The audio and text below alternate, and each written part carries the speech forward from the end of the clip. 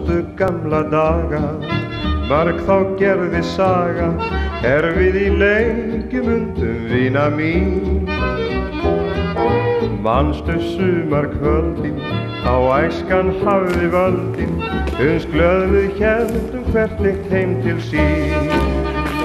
Sælt eru fólkið og velkomin með mér í þáttinn Manstu gamla daga. Það alltaf spurningin, hvað þarf að vera langt liðið frá liðnum dögum til þess að geta kallast gamlir dagar. Ég man eftir í gamla daga þegar ég var að alast upp, þá voru foreldrar mínir og aðrir oft að tala gamla daga, manstu gamla daga, og þá kom svona svolítil nostalgía í röddina. Svo er ég núna farin að standa sjálfur mig að því að þegar ég að tala við mitt samferðafólk, yngra fólk og börnin mín, það voru hérna í gamla daga, það var allt öðruvísi og betra þá. Ég veit að það kannast margir við þetta. Nú, að þessu sinni ætla ég að fjalla aðeins gömul hótel á Akureyri, þar sem Hótel Kea verður aðal söguþráðurinn. En ég ætla aðeins að byrja á því að rifja upp önnur hótel. Við sjáum til dæmis hérna fyrir aftan mig gamla Hótel Akureyri. Þar enn hótelrekstur og húsið nýuppgert sem betur fer. Það voru fleiri hótel hérna í bænum, til dæmis gamla hótelið inn á gömlu Akureyri, afskaplega glæsilegt hús, að því sögur segja eitt glæsilegasta hótel á Íslandi á þeim tíma. Því miður brann þetta hús. En þá var reyndar hótelrekstur þar löngu aflagður. Nú, það má segja að þetta Hótel Akureyri sé kannski það sem kom á eftir því hóteli. Niður á Eyri var síðan Hótel Oddeyri. Hérna sjáum við það eins og það var í upphafinu. Síðan var það stækkað enn frekar og var glæsilegt hús með turnum. En því miður eldibrandur sá líka fyrir þessu glæsilega húsi. Nú, þá voru fleiri hótel hérna í miðbænum heldur en Hótel Akureyri. Þar sunnan við var til dæmis Hótel Gullfoss sem líka brann á sínum tíma, fuðraði upp á einni nóttu. Nú, og hérna, beint fyrir fram mig, stóð einu sinni Hótel Goðafoss, stórt og myndalegt hús, timburhús. Nú, Kaupfélag Eyfirðinga eignaðist síðan hótelið. Þar var skóbúð á neðri hæðinni og lítil brauðbúð í horninu. Þetta muna þeir sem eru svona á aldur við mig. En sennilega hefur eftir að Hótel Goðafoss var lokað, þá kemur Hótel Kea til sögunar og nú skulum við færa okkur yfir í Kaupfélagsgilið eins og ég kýs að kalla það. Þá var safnað saman og við lékum fallið spýtan, þá var glens og gaman. Þegar stjórnendur Kaupfélags Eyfirðinga tóku það ákvörðun á sínum tíma að byggja á Akureyri stórt og glæsilegt hótel, þá var því valinn staður hérna á Kaupfélagshorninu, eins og við segjum gamlir Akureyringar, sumir tala reyndar Kaupfélagstorgið, því einu sinni var hugmyndin að mynda hér eins konar torg og sjálfsögðu átti það þá að heita eftir Kaupfélaginu. Nú, það var ekki alveg út í hött að velja hótelinu stað hérna á horninu, því hérna í gilinu hafði verið hótel reyndar bæði fyrir hesta og menn. Það var þýskur maður, Georg Schröder, sem byggði þetta hótel í kringum 1914. Því að þegar hann kom í bæinn vissi reyndar enginn hvaðan hann kom, hann var að birtist allt í henn á Akureyri, en hann var efnaður maður, uppfinningamaður, þýskum ættum en hafði starfað í Bandaríkjunum. Honum blöskraði hvernig gestir Akureyringa fóru með hesta sína. Þeir stóðu gjarnan í höfum hérna á horninu til að því gamlar myndir sem við sjáum hér. Nú, hann ríkur til og byggir hérna mjög stórt og vandað hesthús, eitt flottasta hesthús sem allavega var til í Eyjafirði þá, og ofan við hesthúsið byggði hann síðan gistiheimili þar sem þeir gistu sem komu ríðandi í bæinn. Og þessar eignir fékk Akureyrarbær síðan að gjöf þegar Georg Schröder var allur. Við sjáum þessi hús hérna og það þurfti að rífa hesthúsið strax þegar var hafist handa við að byggja Hótel Kea. Og hérna sjáum við þegar verið að taka grunninn og þarna ofið stendur gamall skúr, merktur Söðlasmið. Ég man nú reyndar ekki hvað hann hét, við minnir hann hafi verið kallaður Bensi og skúrinn Bensaskúr. og það skemmtilegt frá því að segja að þessi skúr ennþá til. Hann stendur á Bólu í Skagafirði. Hérna sjáum við mynd af skúrnum, en bóndinn sem einu sinni var á Bólu, hann vildi ekki skipta við Kaupfélag Skagfirðinga, hann beindi sínum viðskiptum til KEA og fyrir vikið voru það stjórnendur KEA sem gáfu honum skúrinn, það ekki var lengur þörf á honum hér. En bygging hótelsins gekk hægt.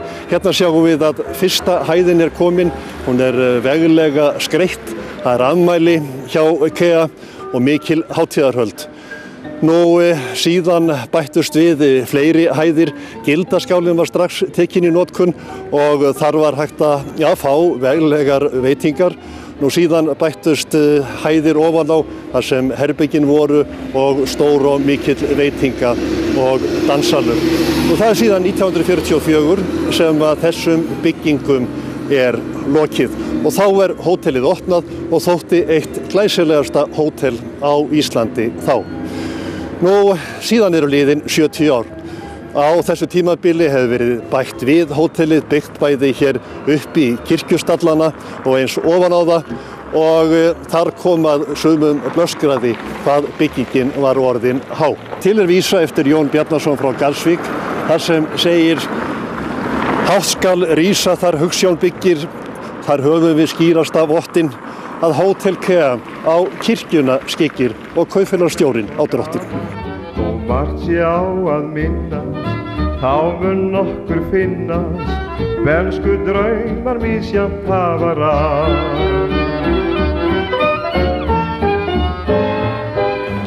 En við skulum bregða okkur inn í Hótel KEA.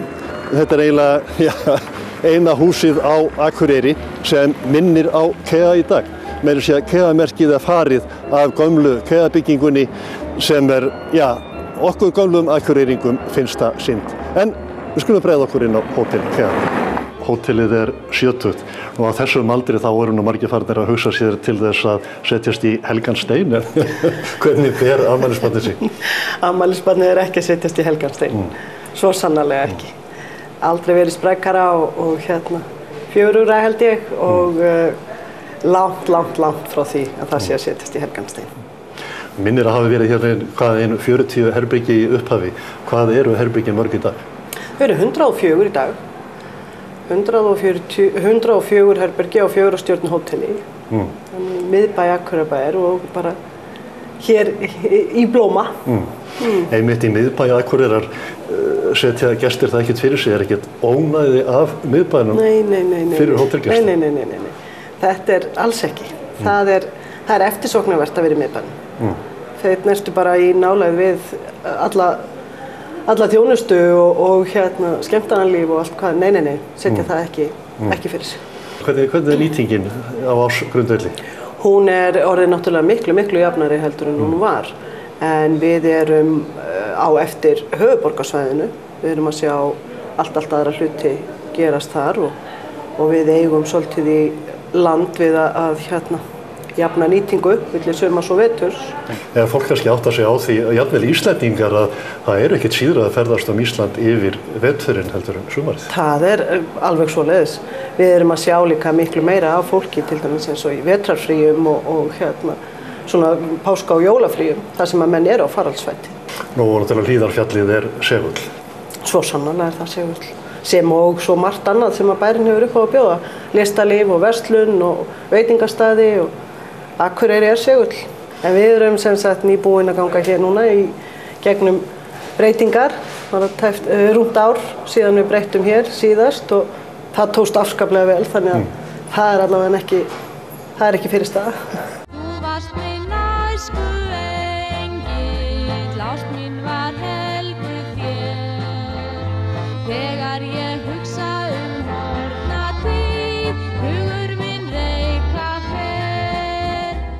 En strax eftir að hótelið opnaði, þá byrjuðu hér dansleikir sem urðu mjög vinsælir. Nú einn af þeim sem var í einni hljómsveitinni var Yngvi Rafn Jóhannsson. Já, ég veit nú ekki almennilega hvernig það kom til, en það var sennilega að það var alltaf vöntun á hljóðfæraleikurum á þessum tíma, finnst mér muni vera. Og ég hafði spilað inn í samkomuhúsi, gamla Gúttó, meðal annars með Árna Ingimundar og reyndar einhvern veginn 48-49 og einhvern veginn kom það til að Óskar Ósberg kemur til mín og fer fram á það hvernig vil ekki koma í hljómsveit með þeim. Ég er einmitt hérna með mynda af þessari hljómsveit. Já. Hverjir eru þarna með þér?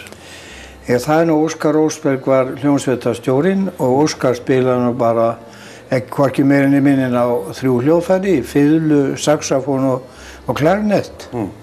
Svo Skjöldur Hlíðar og píanó. Pétur Breiðfjörð trommarinn, svo við kallaðum það. Og sá sem ræðir við spilaði á nikku. Varst með harmoníkuna og söng enginn ykkar?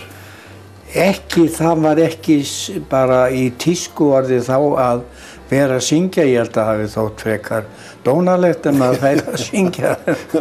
Og spiluðu þið lengi hérna á hotellinu? Já, við þennan vetur, hvað ég segja satt á rétt, 49-50. Það var til dæmis á gamlárskvöld þegar þessi mynd tekin. Þá vorum við að spila hér í aðalsalnum, hljómsveitin, en niðri spiluðu Haukur og Kalli. Það var ekkert annað? Nei. Það hefði verið fjör og Hótel Keða þá? Það var tölvöld fjör, já. Kom svo ekki Rípa inn í þessa hljómsveit leið á veturinn? Jú, ég man ekki nákvæmlega, hann kemur bara fljótlega upp úr áramótum. Þá hann að flytja frá Spáni hér með konu sína, íslenska, systur Hauks á Frystihúsinu sem við kalluðum. Og þetta var náttúrulega mikið menntaður tónlistarmaður, H.C.M. Rípa. Og hann kemur með nýja strauma? Já, hann kemur með nýja strauma. Og hljómsveitin verður náttúrulega breyta stíldáltið. Ég fór að nota maracas eins og kallaður, hér okkar nota. Það var svona líf og fjör og hann vildi að við hoppuðum svolítið aðeins á gólfinu. Væri svolítið lifandi á sviðinu? Á lifandi á sviði, hann var lifandi. Mikill sjarmur. Og mikill snillingur á sitt hljóðfæri? Já, það var aðalega fyrir landviðstofnun. Já, Jóse Rípa naut mikillar hylli á Akureyri á sínum tíma, enda var hann frábær tónlistarmaður, spilaði fyrst og fremst á fiðlu en einnig á saxofón og klarinett. Hann kom fyrst til Íslands 1933 ásamt 3 löndum sínum til að spila fyrir Íslendinga. Í þeirri heimsókn kynntist hann Blómarós frá Patreksfirði, Maju Ólafsson, og þau bjuggu á Spáni fyrstu hjúskaparárin en fluttu til Íslands 1951. Þau bjuggu hálft annað ár á Akureyri og þá spilaði Rípa á KEA og kenndi við tónlistarskólan. Síðar fluttu þau til Reykjavíkur. Þar lék Rípa með mörgum hljómsveitum en var auk þess fiðluleikari með Sinfóníuhljómsveit Íslands. Maja og Rípa eignuðust 2 syni, Jóhann sem látin og Petró lækni á Akureyri. Á sumrin kom Rípa oft norður og lék fyrir dansi á Hótel KEA. Já, hann lék ekki bara fyrir dansi því hljómsveit hans spilaði einnig fyrir matargesti og þá átti Rípa það til að ganga salinn með fiðluna sína, staldraði gjarnan við hvert borð og tók nokkra ljúfa tóna. Nú og svo spilaði hann líka á sunnudögum því á þessum árum var tekið upp á því að halda böll á sunnudögum á Hótel KEA frá 3 til 5. Þessi böll voru kölluð tédans. Og voru Akureyringar tilbúnir að mæta milli 3 og 5 á sunnudögum til að dansa? Já, það var fljótlega að það bara var eiginlega fullur salur hér. Og það sem merkilega þegar ég lít tilbaka þá var líka ungt fólk sem kom. Það er merkilegt að þetta var kannski fyrst og fremst hugsað fyrir fullorðna fólki. En og þarna komu borgararnir, svona sem ég segi. Sko segja aristokratarnir. Var þetta ekki svolítið skemmtilegu tími í minningunni? Jú, hann það virkilega. Mikil tilbreyting og skemmtilegur. Og maður svona þroskaðist tölvöld á þessu ef maður var það svo. Var ekki Hótel KEA á þessum árum, það var staðurinn, hefur getur sagt? Jú, ég myndi nú segja það.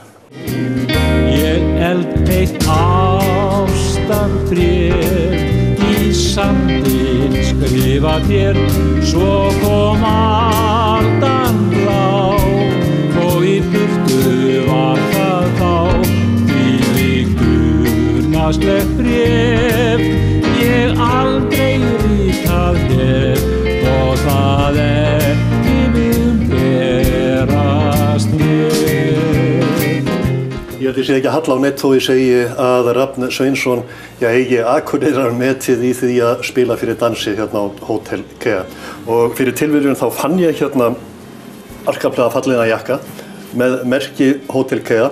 Hérna sjáum við eina hljómsveitina, þarna Grétar Ingvarsson með honum og Ingimar Eydal. Rabbi, ég held að þetta sé þinn jakki, getur það ekki verið? Þetta er minn jakki, jú. Og heldur þú komist í það núna? Nei, ég hef búin að borða svo mikið á þessum tíma. Þýðir ekki að ræða það? Nei, það þýðir ekki að ræða það, sko. Ekki að ræða það. Hvað varstu mörg ára á sviðinu hérna að spila fyrir dansi? Ég var fast hérna í 10 ár. 10 ár? Já, það voru tæplega 500 böll. Frá 72 til 82 er ég bara fastur hér inni. Og ætla að séu nokkuð margir aðrir sem hafa sett þess lengi inn í horninu þannig við trommasettið. Og alltaf fullt af fólki? Alltaf fullt af fólki. Þetta var náttúrulega mikið í veturinn, voru hér mikið ásatíðir sem við spiluðum á. En svo var bara þess á milli voru bara hér opinber böll. Og fólk kom hér mikið. Það var svolítið erfitt þegar maður er í svona bransa að það náttúrulega kemur mikið af sama fólkinu. Þá gerðum við það þannig að við eftir klukkan 6 á daginn, þá svona 2 í viku, þá komum við hér, æfðum og á hverju balli, á hverju laugardegi komum við yfirleitt með 1 og oftast 2 ný lög. En þú spilaðir alltaf á trommur? Ég spilaði alltaf á trommur og hef alltaf spilað á trommur og svona sungið með. Og ég held að þú fáir ekki meiri nýtingu út úr nokkur manni sko, því að trommarinn notar báðar fætur, trommarinn notar báðar hendur og ef þú ert með trommari sem að syngur líka og svo hugsaður hvaða lag eigum að taka næst, það fer eftir í hvernig stemmingi var á gólfinu, þá er ekki að fá mikið meiri betri nýtingu út úr einum hljóðfæraleikara. Þú þurft að lesa í salinn? Já, maður þarf að lesa í salinn. Það er alveg grundvallaratriði. Þú kannski séð ef að stendi í svona, einhvern veiðiskap, það væri nú kannski rétt að skella á vangalegi. Já, og stundum fekk maður merki frá þeim sem maður þekkti. Það var kannski komin með eitthvað í siktið og já. En þetta var afar skemmtilegur og góður tími sem að vera hér á hótelinu. Sýndi hérna mynd áðan þar sem þið eru saman, þú og Grétar og Ingimar Eydal. Það voru fleiri sem voru með þér? Já. Þórarinn Magnússon var lengi með okkur. Við vorum heilmikið saman. Hann var hér, spilaði líka á svona hljómborð, stórt. Og þegar hann ákvað að hætta, þá kemur Ingimar inn í. Þá er Ingimar að byrja að spila eftir hann lenti í slysinu hann. Þá var hann svona að byrja að spila. Og það var ansi gott og þá spurði Ingimar hvort að við ættum að hafa þetta á hans nafni. Nei, við rekum þetta eins og samvinnufélag.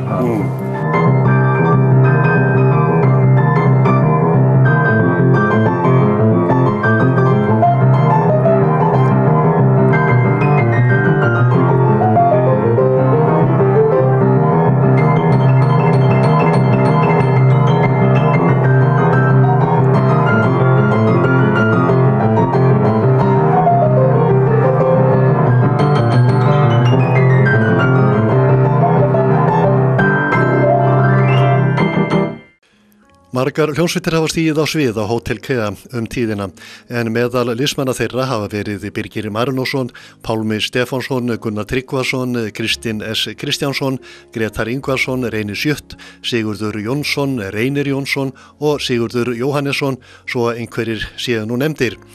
Nú, ég geti líka vel trúað að Friðgeir heitinn Axjörð hafi stigið þar á svið og leikið fyrir dans á sínum tíma, en hann tók þessar myndir það leyti sem verið var að skipta úr vinstri umferð yfir í hægri umferð. Nú, margir góðir söngvarar hafa einnig stigið á svið á Kea, meðal annars Hjalti Arnarsson, Erla Stefánsdóttir, Sæbjörg Jónsdóttir, Yngvi Jón Einarsson, Þorvaldur Halldórsson og Saga Jónsdóttir leikona.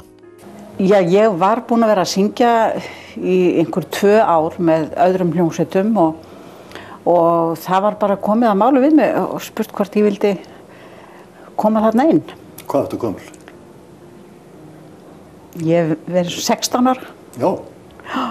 Þú hefur varla mátt fara hérna inn einu sinni. Nei, ég þurfti að fá leyfi frá sýslumanni. Undanþágu? Undanþágu, já. Var að gera það. En var þetta ekki gaman? Þetta var ægilega gaman. Mér fannst alltaf rosalega gaman að vera í þessu hljómsveita brasi öllu. Og mér fannst viss upphefði því að vera að syngja hér á Kea. Þetta hefur kannski Hótel Kea og vera í hljómsveit og Hótel Kea kannski verið toppurinn í þessu bransa þá. Já, og þetta var mjög skemmtilegu tími og svo fínir menn sem að voru í hljómsveitinni. Góðir músikantar. Já. Góður við mig, litla barnið. Passu upp á stelpuna. Já.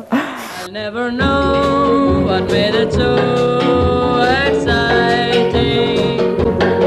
Why all at once my heart to fly.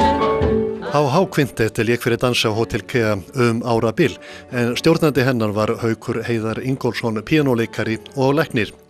Engar hljóðvers upptökur eru til með þessari hljómsveit, en við höfum heyrt búta á nokkrum lögum hérna áður og eigum eftir að heyra nokkra til viðbótar sem Haukur tók sjálfur upp á balli á Kea á sínum tíma með einum hljóðnema.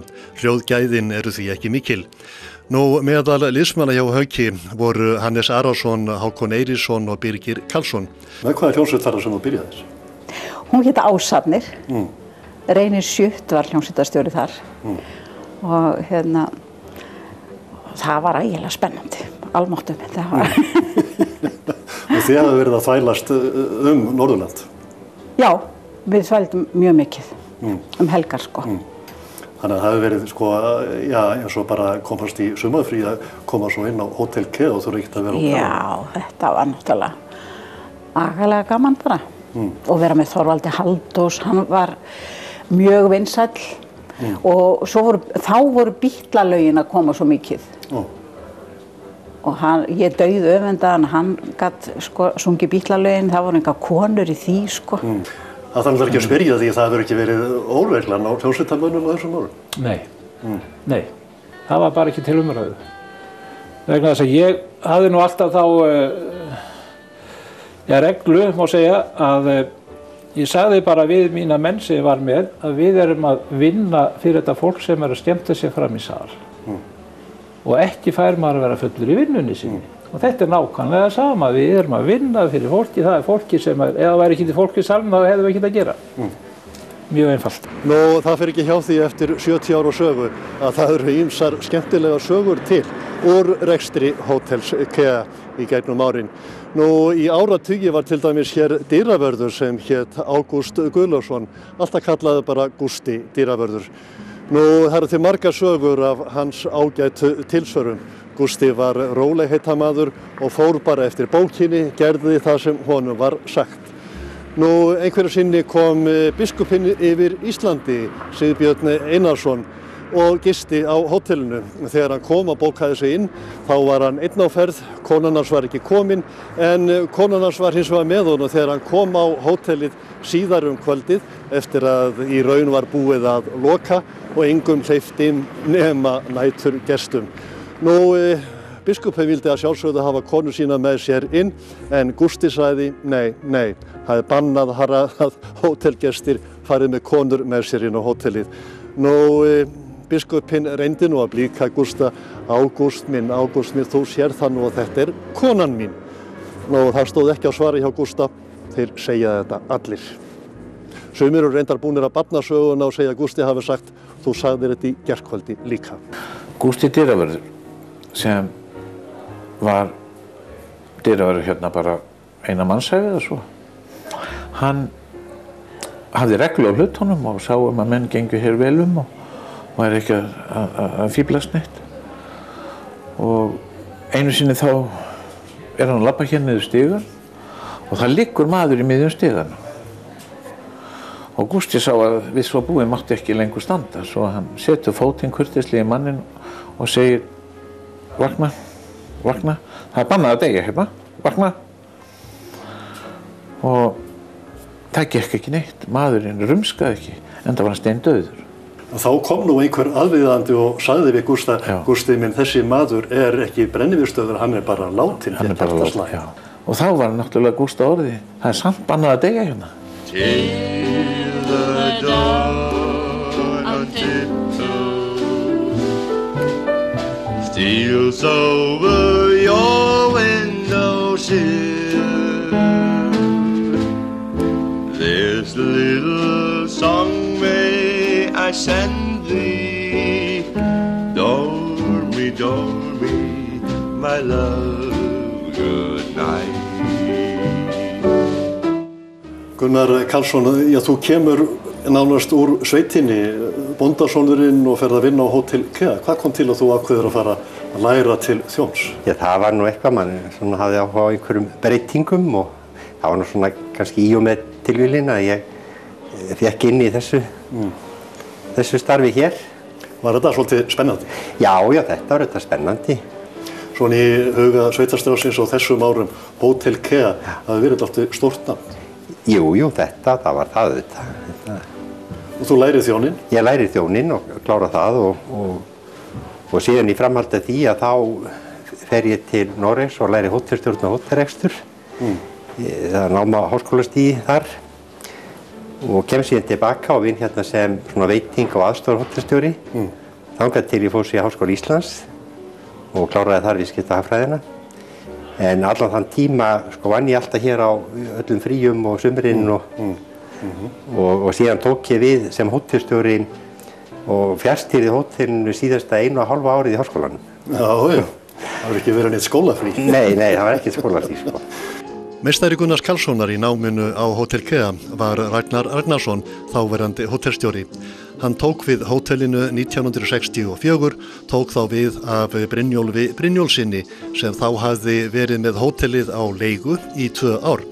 Ragnar kom með margvíslega nýjungar inn í reksturinn. Ragnar hafði lært framreiðslu í Reykjavík en eftir það hélt hann til Sviss og lærði þar matreiðslu og hótelrekstur í sama skóla og Kristján Sigurðsson og Geir Andersen, forverar hans við hótelstjórnina á Kea. Fyrstu hótelstjórnir á Kea stoppuðu stutt við. Ragnar kemur að hótelinu 1964 þegar það hafði starfað í 20 ár og hann var 9. hótelstjórinn. En með tilkomu Ragnars komst meiri festa á reksturinn og hann hélt stjórnartaumana í 16 ár. Gunnar segir að það hefði verið lærdómsríkt að starfa með Ragnari. Þetta var mjög skemmtileg tími, mjög svona lifandi og viðburðaríkur tími.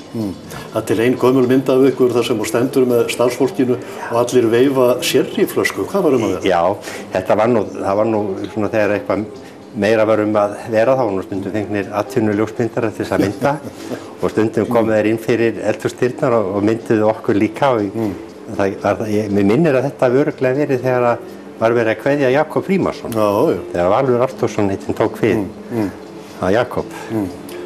Baldvin Sigurðsson, matreiðslumeistari sem nú rekur kaffeteríuna á Akureyrarflugvelli, starfaði árabil við Hótel Kea.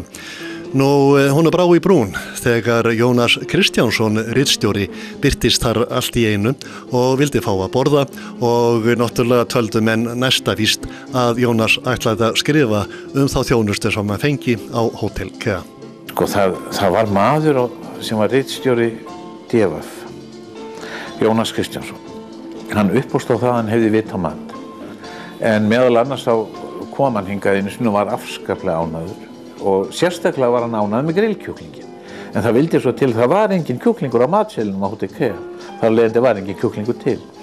Þannig að ég hljóp bara yfir á bauta þar sem ég var nú hagvanur og til Hallgríms vinar míns og baði ekkert leyfi, ég fór bara inn í kæli og sótti hálfan kjúkling og hljóp tilbaka og vafði utan hann álpappírmanni og lét hann svo dett hann í djúpstingapoti. Og þegar hann var vel heitur þá setti ég hann fram og ég man að í fyrirsögninni í DFF loksins alvöru grillkjúklingur á Íslandi. Já, mér fannst þetta notalegt. Já, ég var mjög ánægður með það. Þegar þú ert komin út á vatni til að veiða, virkar ekki að vera þar með vandræði og leiða. Brostu því að lífið virðist vera þér í hag og vaggar þér á velta út á vatni í dag. Sæktu gömlu peysuna og farðu í ljótu buxurnar. Láttu allar áhyggjurnar fara dúk á disk og fýttu þér og komdu út á botni fisk. Eitt þeirra sem starfaði lengi við Hótel Kea var Haukur Tryggvason. Haukur var árabil veitingastjóri á Kea. Hérna eru gamlir hlutir, til dæmis kaffikannan hérna og rjómakannan og sykurkarri með gamla merkinu. Þetta eru hlutir sem hafa dugað vel. Já, enda ennþá til orðið hvað hvað 30-40 ára gamalt og sér ekki á þessu. Nú sitjum við hér bara með kaffi, við hefum nú þegið kannski konjak í gamla daga? Jú. Já, það ekki bara eftir að koma. Jú, hefur hann búin að slökkva á vélunum. Það vona það. En í minningunni, hvernig eru þessi ár? Þau eru voðalega skemmtileg, sko. Maður náttúrulega ungur og hress á þessum árum, sko. Þú kemur hérna og ert í nokkur ár, ferð síðan yfir á smiðjun og kemur svo aftur og eftir að breytingarnar höfðu átt sér stað. Var þá komin, hvað maður að segja, allt annar moral? Já, þetta var allt tekið í gegn og allt náttúrulega nýtt. Og þetta var náttúrulega allt annar standard á hlutunum þegar það opnaði nýju, 86. Var þá meira lagt upp úr þjónustu og hvað maður að segja að það væri svona eins og fínasta hótel? Jú, salinir var náttúrulega, sko, þetta var gert fyrir veislur og ráðstefnur, sko, þannig að það var heilmikið að gera hérna strax í því. Allar helgar bókaðar fyrir fundi og ráðstefnur og svo árshátíður og böll á eftir. Var þetta ekki á þeim tíma nánast eitt flottasta hótel landsins? Jú, ég hugsa það svona. Kom svona aðeins á eftir hótelsögu og þessum stærstu hótelum í Reykjavík. Hádegisbarinn hérna á Hótel Kea var frægur á sínu tíma. Menn fóru hreinlega með það eins og mannsmorð að þeir væru að fara á barinn svona hádegisbil og ef maður rétt þá var barinn opinn svona fram undir 3. En í dag sitja menn bara hér út á palli og svolgra léttvín eða bjór eða hvað sem og enginn skammar sig fyrir það. Þetta var ekki leyft í gamla daga að láta mikið bera á þessu. Ætla ekki bara verið stungið inn ef þið hefði gert þetta þá? Já, svona næstu því. Næstu því. En svona í minningunni, þessi ár, kannski fyrstu árum eða að læra þjóðinni, þetta hafa verið skemmtilegur tími? Já, mjög skemmtilegur tími, eins og segið. Það kynntist þetta mörgu ágættu fólki og svo þetta var margt nýtt og margir svona viðburði sem að mann vel eftir. Til dæmis upplýði á þessum árum 2 konungskomur, eða það að segja eina drottningar komu og aðra konungs komu. Þannig að við tókum hér 73 móti Margréti Þórhildi Dragandrottningu og árið eftir á móti Ólafi Noregskonungi. En samt sem áður, þó að þið hafi vandað ykkur sérstaklega við svona stór höfðingja, þá hafði samt Hótel Kea svona ákveðin gæðastimpil. Já. Sko, Hótel Kea var alltaf lítið Hótel Kea sem eitt svona leiðandi hótelum landsins og það verður auðvitað að segjast að þetta var auðvitað gríðarlega mikilvægt framtak kaupfélagsins á sínu tíma að byggja upp þetta hótel hér og á þeim árum þótti þetta og var talið þetta var þetta bestu hótelum landsins og það hélt svo sem alltaf þó að þetta hefði mátt svona munna fífilsinn fegri þarna síðustu árin, það var þetta farið að láta á sjá sko og var þetta orðið margt úrelt að það var alltaf passað upp á það að bæði að hafa svona venjulegt viðhald í góðu lagi og þrif og þjónustuna. Þannig að það má segja að það lifði mikið á þjónustunni. Svo tekur þú þáttið í á sínu tíma þegar hótelið tekið allt saman í gegn veitingasölunum breytt og bætt við og herbergin fjölgað? Jú, þetta var náttúrulega búið að standa til þarna árum saman og ég náttúrulega tók þetta þátt í því að plana þetta og reyna að berjast fyrir því að fá þessar breytingar í gegn. Og segja kannski þegar hótelið opnar 1944 að það hafi verið eitt flottasta hótelið á Íslandi og eftir þessar breytingar var það kannski búið að ná þeim? Já, það má segja það. Allur búnaður var alveg í fyrsta flokki sko. En það er kannski rétt að nefna að hér var þetta alltaf mikið samkomahald líka. Það er reyndar lág niðri þó nokkur ár en ég hins vegar tók þátt í því að endurvekja það og það var þarna í ársbyrjun 76 og þá hófum við aftur dansleikjahald og það hélst óslitið í 20 ár og ég hef sagt þér það í mörg ár og lengst af þennan tíma að það var yfirleitt húsfyllir í mat og mjög oft sem að hús sem var sko lokað sem var uppselt 10:30 á kvöldin. Veistu hvað sólin rauð, vor morgun bjarta. Veistu hvað sólin rauð, vor kvöldið lang. Jú, líður hún hæg yfir hafið, hjúpar trafið, hljóðnar marið miðja nátt. Veistu hvað sólin rauð. Ertu ekki enn að hitta fólk sem að segir dreymið á svip? Rabbi, manst eftir böllunum á Hótel Keða í gamla daga? Ég veit ekki hvort ég á að segja þér frá því, en það núna að komið svo að við komum saman svona stundum 2, stundum 3 og 4 og erum að spila hér á Elliheimilunum. Og ég lenti í því daginn þegar við vorum að spila út í Laumaslíð og þá kom til mín fullorðin kona og hún sagði, það svo gaman að heyri ykkur núna aftur, þið voru svo skemmtilegir þegar voruð á Keða. Þannig að þetta fólk sem ég var að spila fyrir hér á Keða, nú það komið að Elliheimilin og ég enn að skemmta þeim. Og bætti svo gamla þá ekki við og þið hafið engu gleymt? Hún sagði það reyndar ekki, en ég held ég að ráðið á svipnum hjá henni. Suður höfin, að sólgylltri strönd. Svífur hugur þegar kólna fer himinn. Á meðan ég lifi, ei bresta þau bönd, sem bundið mig hafa við suðræna strönd.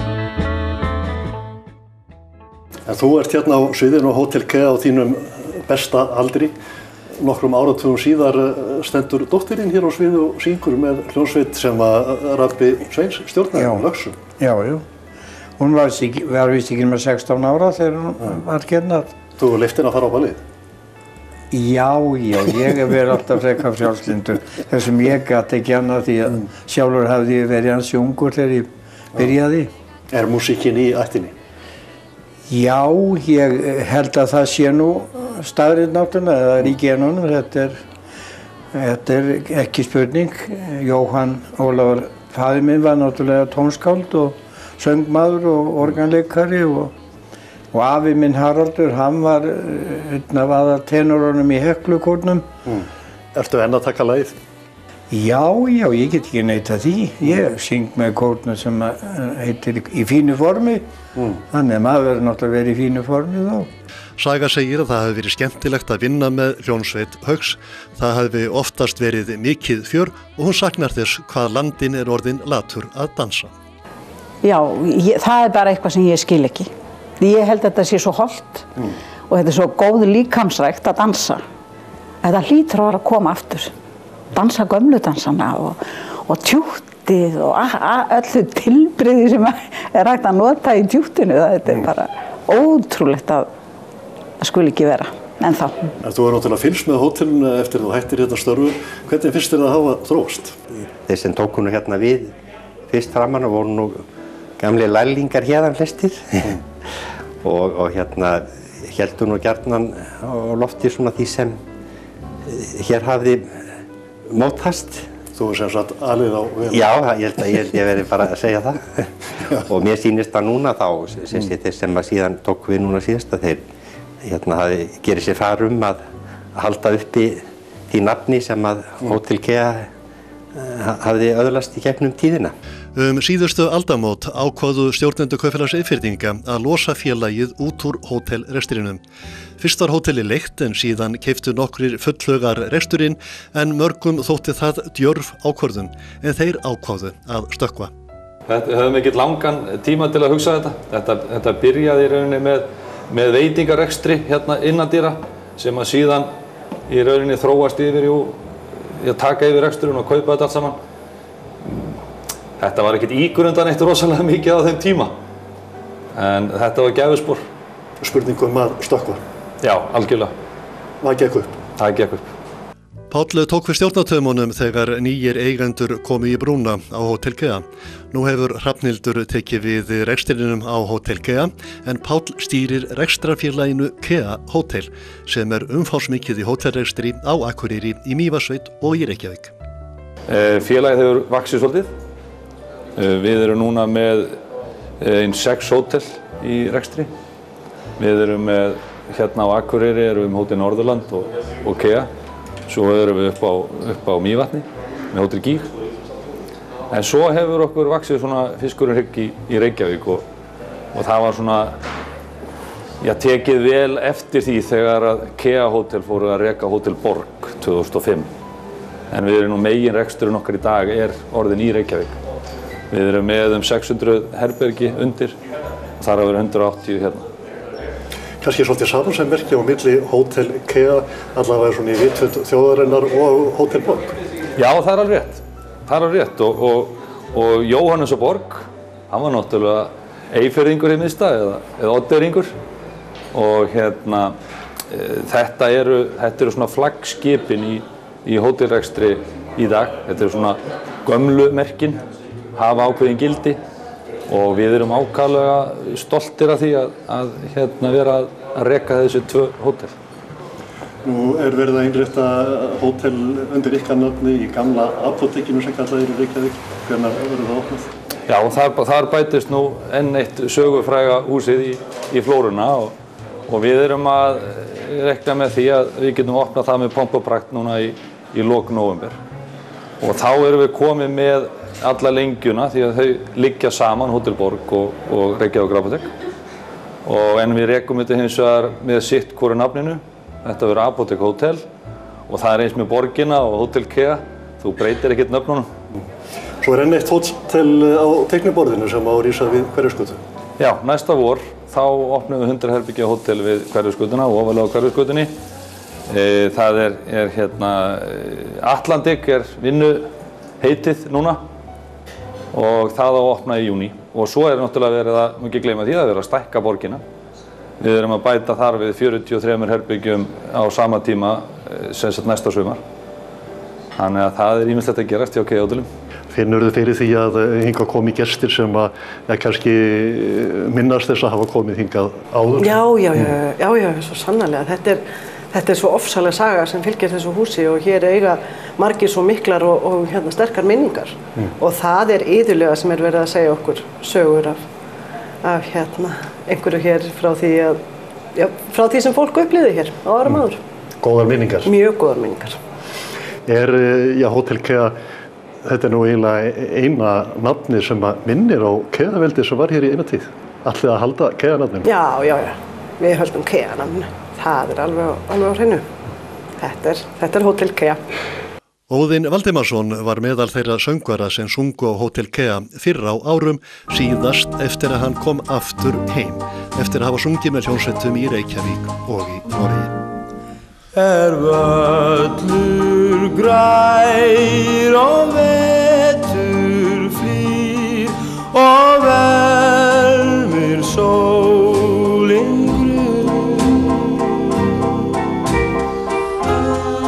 kem ég heim og hitti þig, vel hjá þér alla stund.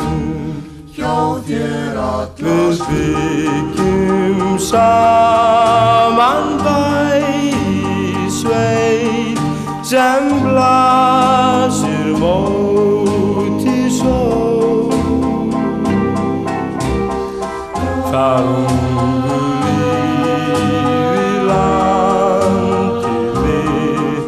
mun ljá og veita skjól. Ljá og veita sól slær silfri á voga. Sjáðu jökulinn loga. Allt bjart fyrir okkur tveim.